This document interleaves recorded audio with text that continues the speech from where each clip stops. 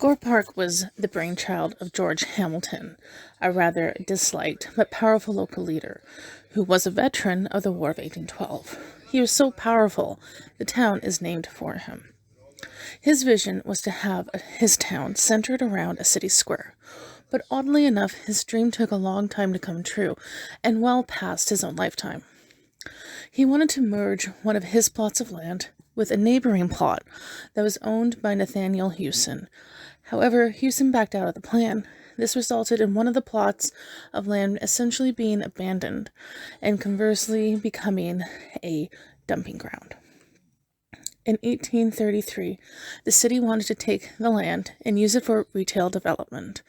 However, George Hamilton refused, even taking the city council to court. He did win, and the plot of land remained undeveloped. In 1847, a recession hit the area, and the city once more wanted to take the land and use it to help stimulate the local economy.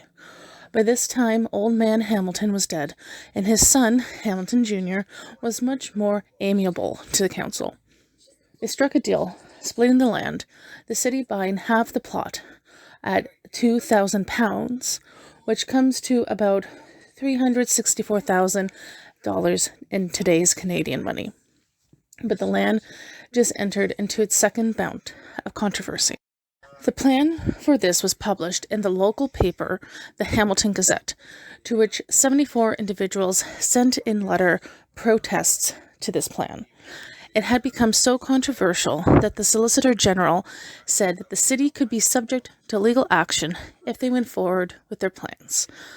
Quote, "No power to close up a square which this piece of land in question must be considered, and to grant building leases or to build houses thereon with or without the consent of the owner of the soil."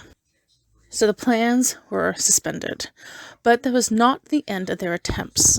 In 1853, they tried again, and once more the public opposed it. 3 months later, they tried to get plans for a post office on the site, but it failed. It was not until the threat of an upcoming royal visit by the future King Edward VII did the city try to make plans to beautify and maintain the city square. Many prominent citizens proposed that if the city could put up $1,200, they would match it and put it towards erecting a fountain in the square. The fountain was built, but the city paid nothing towards it, thus beginning the trend of landmarks within Gore Park being privately funded by the citizens and not by tax dollars from the government. It was said at the time, quote, "To erect a public fountain is a work of charity and mercy, a moral and virtuous act. It cannot be misapplied. It cannot become obsolete." The Hamilton Times, June 29th, 1859. The city's first drinking fountain was installed in 1860 as a donation from the local merchant named Archibald Kerr for the royal visit, and the fountain remained at Gore Park until 1970. The following year, the park began to decline in its maintenance. It was subject to much vandalism, including damage to the trees. New ones were planted, but the entrances to the park became locked, only open for occasions that the city deemed important enough to have the park made open to the common citizen. This was extremely controversial to the public, seen as how it was they who paid for the restorations and the fountain itself. In 1872, the city once more tried to build on the land. This time they wanted to erect a bell tower on the land, and once more the citizenry protested. A bell tower was built, however, but on James Street near the market. In 1883, the park was given over in shared custody to the citizens. The park would be opened at 7 in the morning, but locked up at 8 at night. This, of course, was better than nothing, but still left a sour feeling in the community. In 1891, after the death of Sir John A. Macdonald, it was proposed that Hamiltonians raise money to have a statue of the Prime Minister erected in his hometown of Kingston. Predictably, this did not go over well. The citizens had no problem raising money for a statue of Canada's founding father, but it would not be in Kingston. They would have it here in Hamilton. The statue was commissioned, carved out of New Brunswick grey granite by Englishman George E. Wade, and stood 8 feet and 3 inches, so about life size. In 1893, the statue was revealed to a crowd of over 20,000 people, including the then Prime Minister Sir John Thomson, who, with the aid of an electrified button, pulled off the bunting, revealing the very first statue in Canada of John A. Macdonald. However, it was not yet in its current location. In fact, it wasn't even in the park. It was across the street near the Royal Connaught and was moved in later years. In 1898, the park as we know it came into being.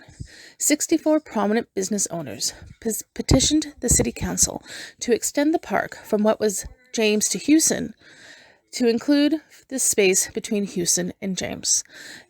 And the city, unlike its history, actually agreed to it. There was some pushback from the 13th Battalion, who wished to have the land paved so they could use it for their military drills. But the business owner pulled on the heartstrings of the City Council, saying, quote, "The heart of the city, a thing of beauty and joy forever. Council now had the chance to do a great good for the women, the mothers of the city and their little children." It passed by quite closely, 12-9. For Victoria Day in 1900, the Canadian Club erected a 150-foot flagpole in the style of an oil derrick. It cost $165, which was just about over $5,000 today. Like the fountain, Sir John A. Macdonald, and the funds were raised by the public.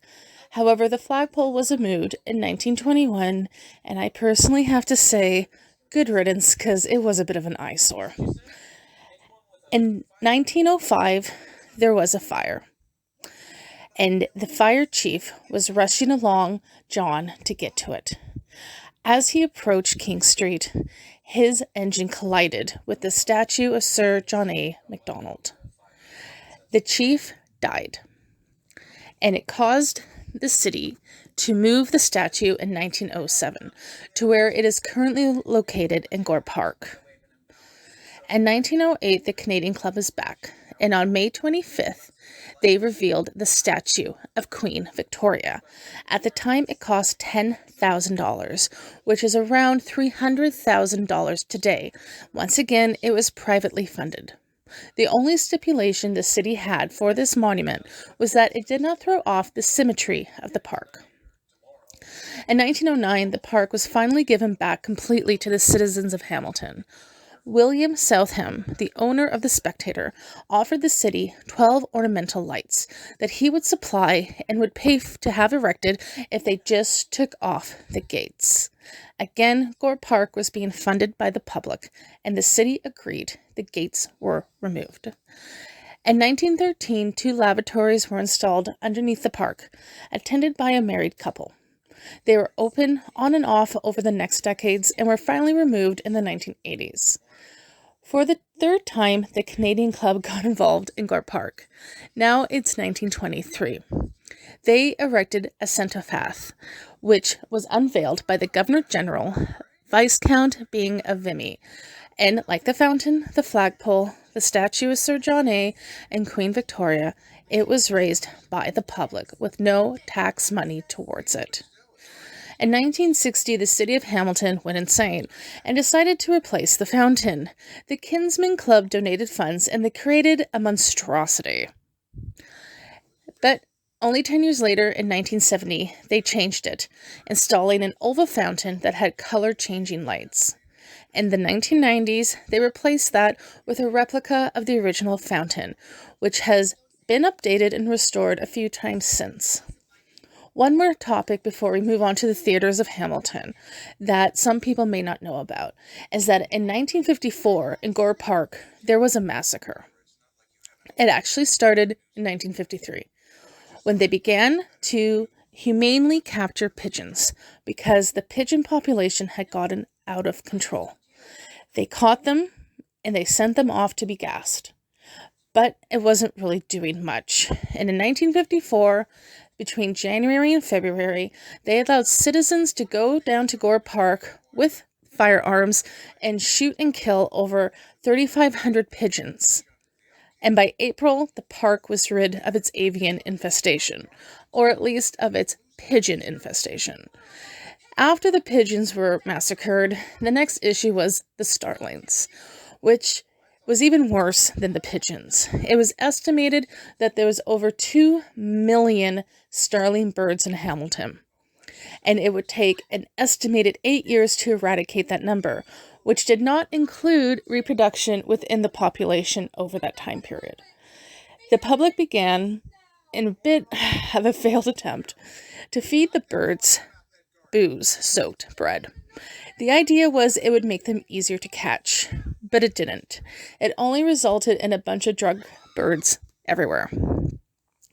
Between the years of 1900 and 1930, Hamilton had the most theaters per capita out of any city in Canada, with 9.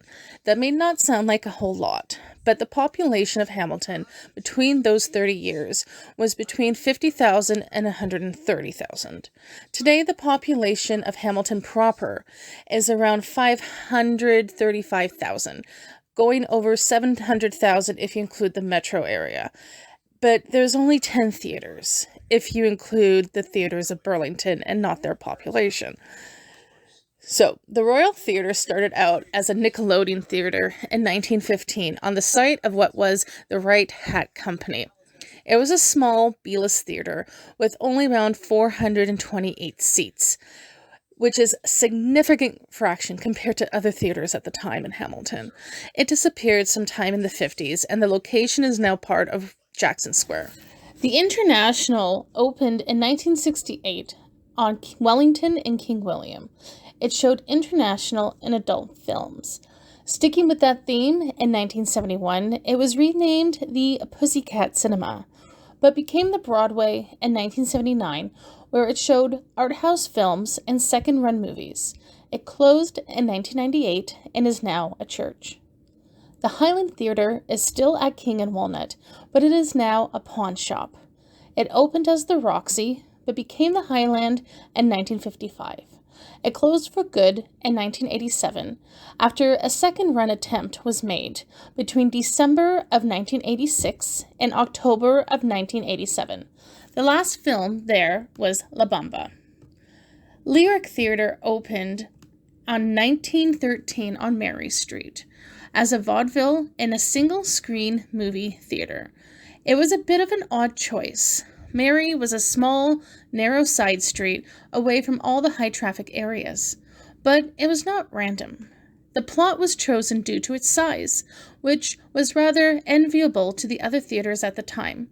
The size of the Lyric Theatre allowed it to have 2,000 seats, making it one of the largest theatres at the time.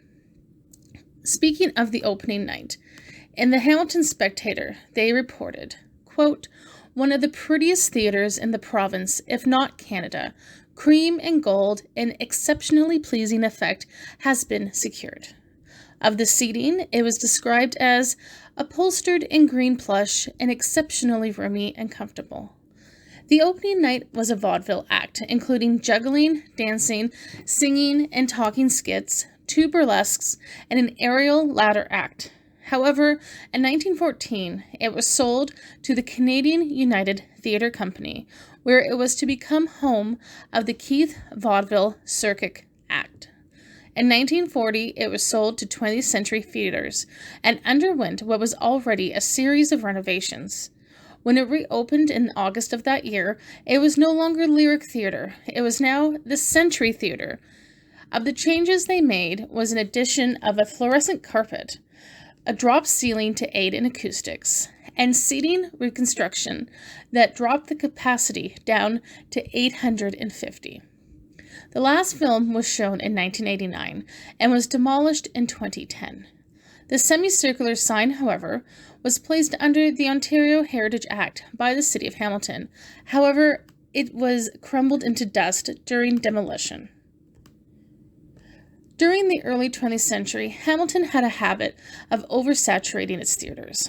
In 2 locations, there were 2 prominent theaters practically side by side. The first set of twins was on King Street, with the Capitol and the Palace. The Capitol opened as Lowe's Theatre in 1917. At the time, it was the largest theatre in the city of Hamilton, with 2,259 seats. By 1930, it had been purchased by famous players and became a moving picture-only theater. In 1946, it was bought out by Odeon and became known as the Capitol. It shut its doors in 1971. The Palace Theatre started out as the Pantages Theatre with seating for 3,400 individuals. It offered a vaudeville act and one moving screen. In 1941, it had become the Palace. The second set of twin theatres in Hamilton were the Downtown and the Tivoli. It was located on James and what is now Wilson. The Grand Theatre started as the Grand Opera House in 1880. It seated 1,200 people. Over time, the live act theatre aspect, which had once hosted the likes of Oscar Wilde, had faded from popularity, and so they installed a movie screen. In 1930, they played movies exclusively, and it had become the Grand. In 1935, it became the Granada, and then the Downtown in 1951. However, it was torn down in 1961. In 1908, the J.V. Proulx Carriage Factory sold its building to become the Brunswick Bowling Alley and the Wonderland. In 1909, it changed to the Colonial, and in 1913, it became the Princess and had about 200 seats. At the time, it was very much at risk of becoming overshadowed by the likes of Lyric, Lowe, and Pantages.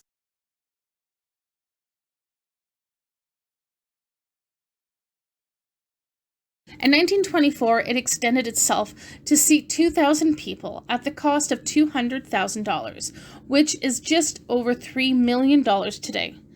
For the still silent movies, there was an orchestra pit and an organ. But part of the renovations included chandeliers, Greco-Roman statues and busts, air conditioning, a fountain, an aquarium, and telephone service, which for 1924 was fancy. In 1926, the Tivoli Theatre put out its first real talkie. There had been movies with sound before, but the recordings were of the performers reading their scripts off-site, not while they were being filmed. In 1954, the Tivoli went through a major overhaul. What was interesting about this time is that it did not close during the work. They still ran films over the 3-month period. Renovations included a new marquee, updated air conditioning with air purifiers, and a snack bar. But some of the best changes were with the installation of push-back seats in the theater. Tivoli Theatre was the first one in Hamilton to have cinemascope and stereophonic sound. It also came equipped with 3D movies, which were all the rage in the 1950s. Towards the end of its life, it did go through many more changes. It began to run blue movies, but it wasn't enough to keep it afloat. And in 1989, after the viewing of Indiana Jones and the Last Crusade to an audience of 43, it closed its doors. There has been many attempts to revive the old theater, from film festivals, ballet productions, but nothing has stuck.